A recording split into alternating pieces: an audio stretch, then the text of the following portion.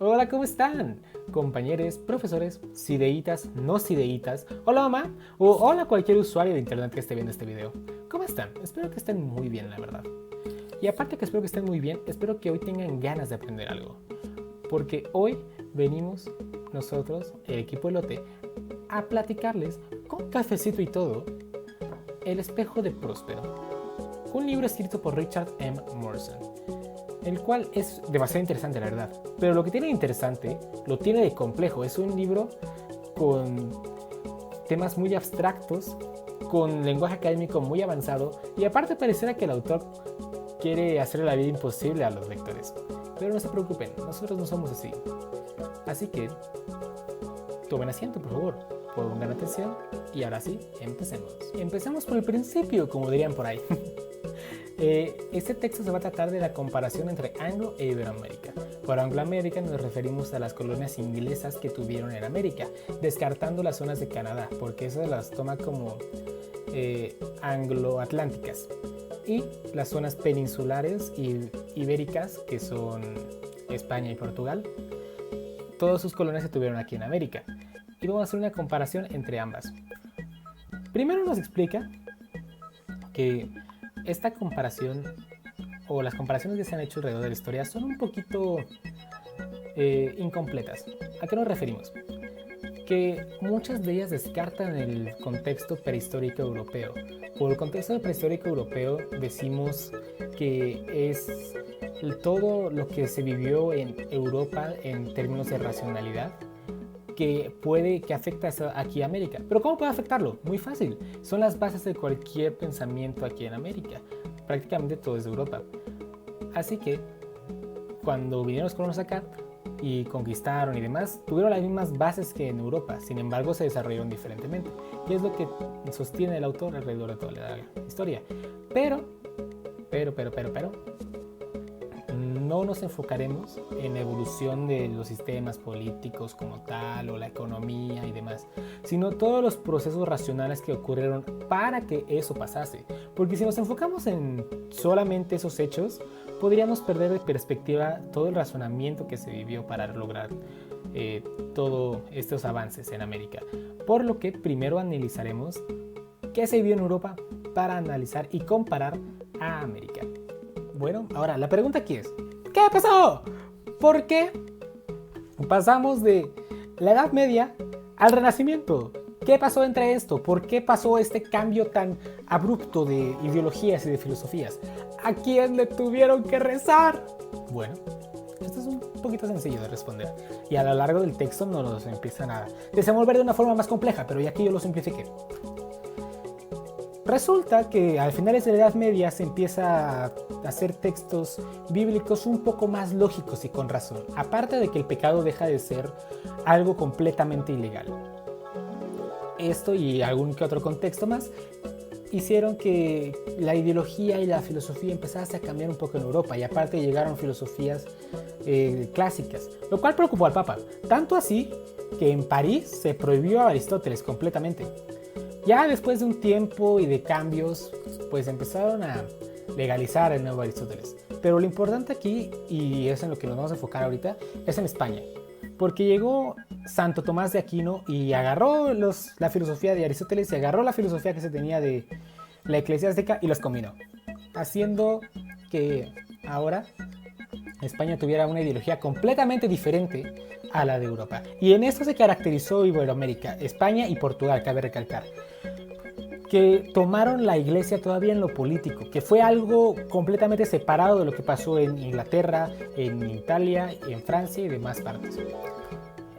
Esto fue lo que caracterizó a la zona ibérica, y alrededor de todo de la iglesia y del poder político empezaron a evolucionar su pensamiento, tanto así que empezaron durante el Renacimiento, empezó a tener el neotomismo, nuevas ideologías del tomismo, pero todo circulando alrededor de la iglesia.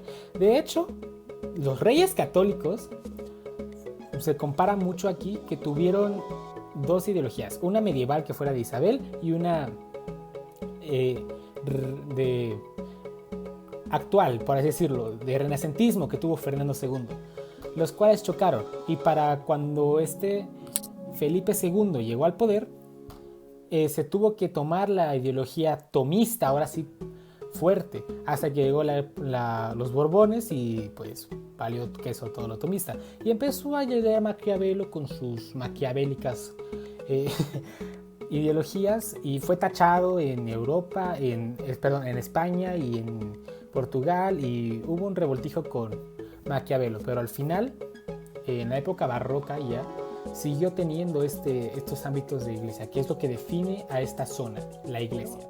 ¿Qué pasó con Inglaterra? Bueno, Inglaterra se juntó un poco más con los chicos populares de Europa. Dejó de lado a los raritos que creían que la iglesia tenía que tener poder político, que es algo que diferencia muchísimo a Inglaterra que a los ibéricos. Ellos quitan a la iglesia del poder.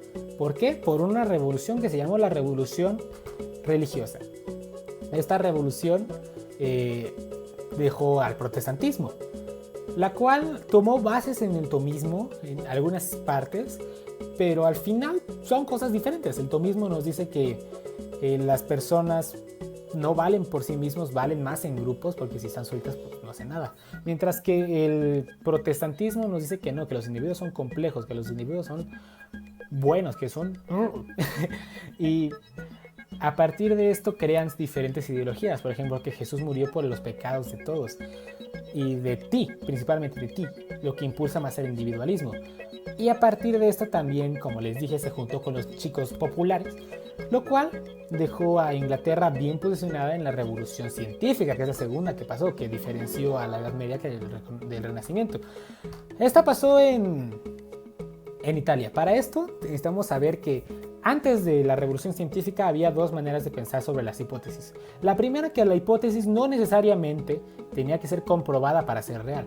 Eso se llama ficcionismo. Y la segunda era la estrategia probabilista, la cual decía, pues, ¿cómo va a ser cierto si no lo pruebas? Así que estas dos se pelearon, y se pelearon mucho. De hecho, la iglesia se fue más por la ficcionista, por ahí España y Portugal.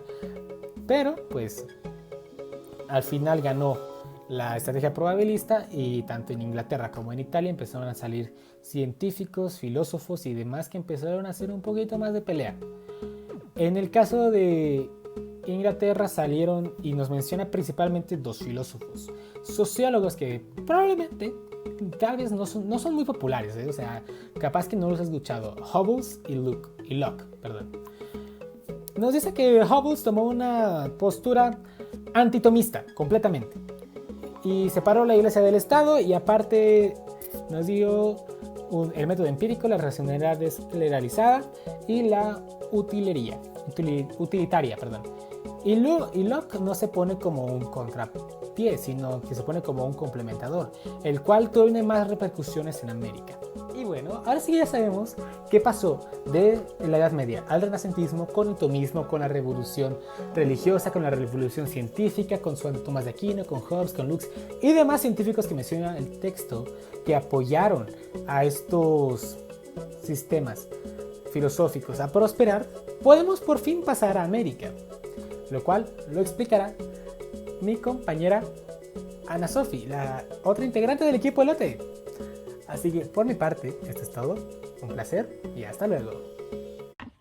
Bueno, ahora, gracias a mi compañero Arturo, les voy a platicar yo de lo que se trata la segunda parte del libro, El espejo próspero.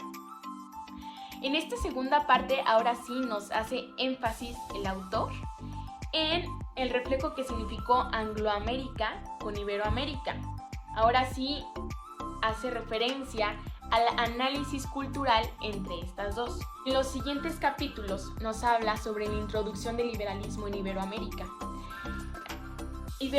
El liberalismo había tenido un éxito en la zona occidente y se esperaba que tuviera el mismo éxito en Iberoamérica, cosa que no sucedió. ¿Pero a qué se debe esto? No tuvo éxito el liberalismo porque Iberoamérica tenía un desorden en las ideas políticas en el siglo XVIII. Fermín del Toro, quien es citado en el libro, decía que el liberalismo era una importación problemática desde el principio y que difícilmente iba a florecer en un clima neoliberal. Al igual que Worley decía que no se podía implementar un sistema liberalista a una sociedad que no lo era. A pesar de que no tuvo el gran éxito como idea política, tuvo un gran éxito en la economía. Los siguientes capítulos nos habla sobre la introducción del marxismo, ahora en Iberoamérica. Se esperaba que por la trayectoria incoherente que había tenido Iberoamérica, por el rusianismo, el liberalismo, las tendencias autoritarias de culturas indígenas, se esperaba que ahora por fin tuviera éxito el marxismo, cosa que tampoco sucedió. No sucedió principalmente porque no se implementó como se había implementado en la parte del occidente. El marxismo aquí en Iberoamérica tenía regresiones, tenía estancamientos y no funcionaba de una manera lineal. Al igual, decían que el marxismo se implementó beneficiando a las oligarquías, a la clase alta. Cuando estamos hablando que en Iberoamérica había mucha desigualdad, había mucha clase baja. Es por eso por lo que el marxismo tampoco tuvo éxito en esta parte del mundo. Y para darles un poco más de contexto del fracaso del marxismo en Iberoamérica, el libro nos pone unas interpretaciones marxistas. Se dice también que no funcionó porque a Iberoamérica le faltaba industrialización. Y para que funcionara el marxismo se tenía que tener antes una historia, cosa de la que carecía Iberoamérica. Y ya casi terminamos, ya sé que ya les aburrí, pero ya casi terminamos. Bueno, en los 2 últimos capítulos nos habla sobre el grupo de Frankfurt o la escuela de integrantes de Frankfurt. Aquí nos habla sobre la personalidad y la individualidad que tenía Iberoamérica y de la que carecía el occidente. Iberoamérica, tras haber tenido varias revoluciones, dificultades, conflictos y tras haber sido una parte del mundo colonizada, había generado su individualidad, cosa de la que carecía el occidente. Aquí dice que el occidente era más como el que dio bases a las individualidades modernas. El autor cita lo siguiente: no es que el mundo ibérico es obsoleto, sino que si bien comparte antecedentes griegos, romanos, cristianos y medievales con el resto de Occidente. Y ya para terminar, en el último capítulo, me llamó mucho la atención que nos hace énfasis en la pluralidad que le faltaba a Angloamérica, porque estaba sometido a la racionalidad occidental. Es por eso también por la que carecía de individualidad, personalidad, independencia, etc. Porque yo sé que ya les aburrí y ya cállate, niña.